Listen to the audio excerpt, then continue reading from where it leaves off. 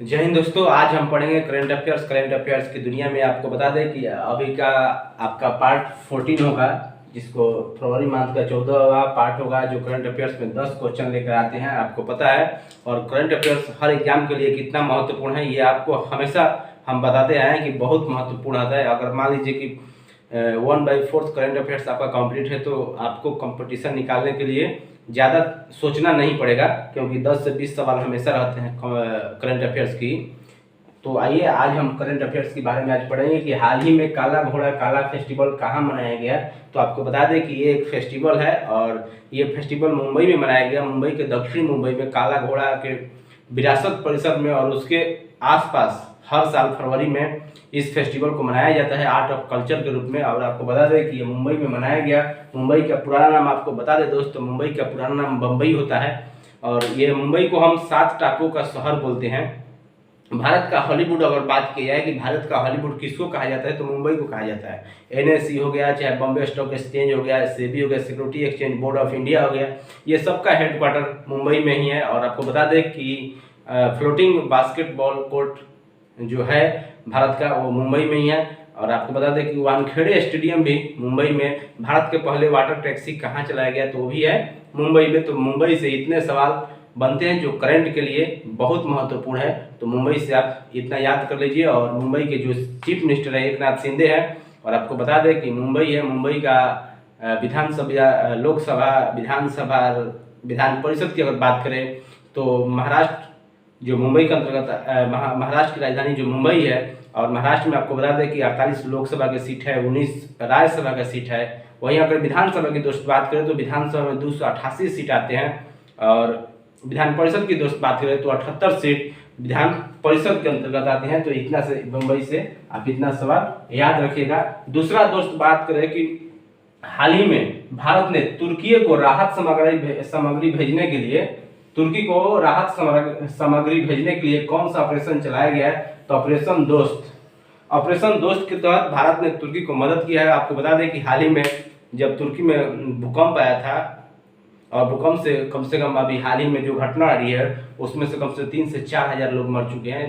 भूकंप तुर्की से लेकर सीरिया के बीच में जितने भी बड़े बड़े बिल्डिंग ध्वस्त हो चुके हैं। तो वहीं भारत ने ऑपरेशन दोस्त के तहत C-17 विमान, C-130 विमान के तहत 99 चिकित्सा विशेषज्ञों को लेकर भेजा था। और आपको बता दें कि हमारा भारतीय सेना ने वहां पर 30 बिस्तरों वाला एक हॉस्पिटल भी बनाया है, जो तुर्की के लिए बहुत महत्वपूर्ण साबित हो रहा है। और आपको बता दें कि तुर्की के इतिहास में 1939 के बाद से तुर्की में सबसे बड़ी प्राकृतिक आपदा थी, जो इतनी बड़ी नुकसान करके चली गई। और आपको बता दें कि तुर्की की अगर बात करें तो तुर्की की अभी नया नाम तुर्की हो चुका है। और इसकी राजधानी की अगर बात करें तो अंकारा है। इस्तांबुल तुर्की का सबसे बड़ा शहर है। और आपको बता दें कि जो इस्तांबुल है ये यूरोप में पड़ता है, और बाकी जो हिस्सा है ये एशिया के तरफ है। तो आपको बता दें कि ये तुर्की से इतना चीज आप हमेशा याद रखिएगा। और ऑपरेशन दोस्त के तहत भारत ने उसको मदद किया है, जो भी है चिकित्सा से लेके NDRF से लेके हर चीज मदद के लिए तैयार है भारत। और भारत में इसके लिए डंके की चोट पर बहुत नाम हो रहा है। और तीसरा सवाल दोस्त बात करें कि हाल ही में कौन सा देश अंतर्राष्ट्रीय सौर गठबंधन का पूर्ण सदस्य बन गया, ISA इंडियन सोलर अलायंस का पूर्ण सदस्य बन गया, तो है ब्राजील। और आपको बता दें कि ब्राजील अभी अंतर्राष्ट्रीय सोलर अलायंस का पूर्णतः सदस्यता ले ली है। और ये एक ISA जो है एक अंतर सरकारी संगठन है, जिसमें आंशिक या पूर्ण रूप से कर्क रेखा और मकर रेखा के बीच के स्थित देश जो भी शामिल होते हैं, जो भी देश आते हैं कर्क रेखा और मकर रेखा के बीच में, वही देश इसमें शामिल होते हैं। लेकिन अब संशोधन करते हुए कोई भी देश इसमें शामिल हो सकता है। अगर इसकी स्थापना की बात करें दोस्त, ISA की स्थापना की बात करें तो 30 नवंबर 2015 को इसकी स्थापना हुआ था। और भारत में एकमात्र ऐसा संगठन है जिनका अंतर्राष्ट्रीय हेडक्वार्टर गुरुग्राम हरियाणा में है। और उस दोस्त आपको बता दें कि ब्राजील की राजधानी की अगर बात करें तो ब्रासिलिया, वहाँ का जो प्रेसिडेंट है लूला डी सिल्वा। अभी हाल ही में एक क्वेश्चन में भी आपको हम बताए थे कि अभी हाल ही में जो प्रेसिडेंट का चुनाव हुआ है उनमें लूला डी सिल्वा को प्रेसिडेंट बनाया गया है। और आपको बता दें कि इतना चीज ब्राजील से आप याद रखिएगा। और चौथा सवाल दोस्त बात करें कि हाल ही में किस राज्य सरकार ने, हाल ही में अभी करंट की बात हो रही है कि हाल ही में किस राज्य सरकार ने अगले 2 वर्ष में ग्रीन हाइड्रोजन हब स्थापित करने की घोषणा कर दी है। वो है केरल, दक्षिण भारत की एक दक्षिण भारत का एक राज्य है केरल, जहां पर ग्रीन हाइड्रोजन हब बनाने की घोषणा कर दी गई है। और दोस्त आपको बता दें कि ये 2 वर्षों के अंतर्गत बनकर रेडी हो गया। 200 करोड़ के राज्य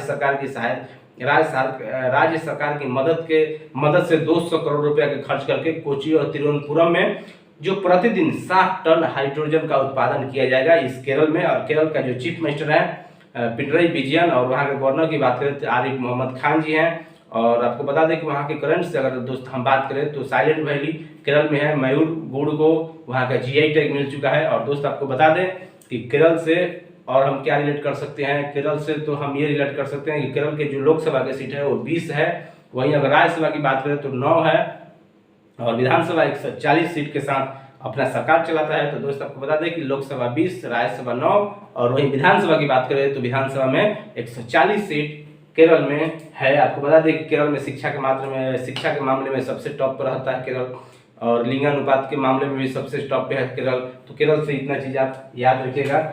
और पांचवा दोस्त सवाल बात करते हैं कि वित्त वर्ष 2021-22 में भारत में अब तक सर्वाधिक कितना आवक प्रेषण रिमिटेंस प्राप्त हुआ है। तो दोस्त आपको बता दें कि 89,127 मिलियन डॉलर के करीब ये रिमिटेंस प्राप्त हुआ है। रिमिटेंस क्या होता है, तो दोस्त आपको बता दें कि आपके जो भी भाई बहन भतीजा जो भी है, जो हमारे देश छोड़कर विदेशों में काम करते हैं और वहां से जो पैसा भारत में भेजते हैं, दैट इज कॉल्ड रेमिटेंस कहलाता है। आवक प्रेषण कहता है कि जो भी हमारे भाई बंधु हैं जो सऊदी अरब, कतर, दोहा जो भी हैं विदेश में है, वहां से जो पैसे कमा कर उन्होंने भेजते हैं ना, तो वही होता है रेमिटेंस।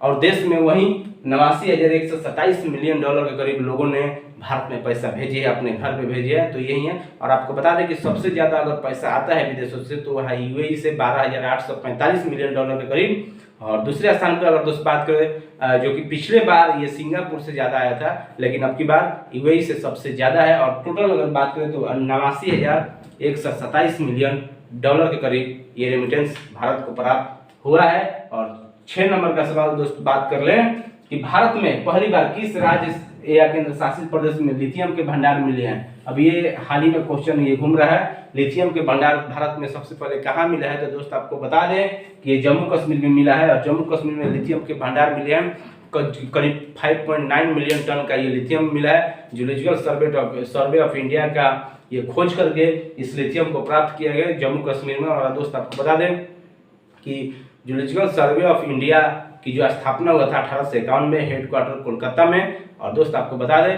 कि यहाँ से आप इतना चीज याद रखिएगा जम्मू कश्मीर से। और आइए नेक्स्ट सवाल दोस्त बात करते हैं। 7 नंबर का सवाल है, किस देश ने ऊर्जा संकट पर देश में आपदा की स्थिति की घोषणा कर दिया। ऊर्जा संकट पर आपदा की स्थिति होने वाली है, वो है दक्षिण अफ्रीका। दक्षिण अफ्रीका में ऊर्जा को लेकर ये थोड़ा माहौल चेंज हुआ है, तो ऊर्जा संकट को लेकर ये आपदा की स्थिति घोषित हो चुका है दक्षिण अफ्रीका। और दोस्त आपको बता दें कि दक्षिण अफ्रीका के 3 राजधानियां हैं, एक प्रिटोरिया, केप टाउन और ब्लूमफाउंटेन, ये 3 राजधानी है दक्षिण अफ्रीका का। दोस्त आपको बता दें कि लिम्पोपो नदी ही 2 बार मकर रेखा को काटती है दक्षिण अफ्रीका में। और अभी खबर आ रही है कि 100 से अधिक चीते अफ्रीकी चीते जो भारत को लाए जाएंगे। और दक्षिण अफ्रीका के अगर प्रेसिडेंट की बात करें तो सिरिल रामाफोसा वहाँ के जो प्रेसिडेंट है बनाए गए हैं। और नेक्स्ट सवाल दोस्त बात करते हैं कि हाल ही में राष्ट्रपति द्रौपदी मुर्मू द्वारा संविधान के किस अनुच्छेद के तहत 13 राज्यों में नए राज्यपाल की नियुक्ति की है।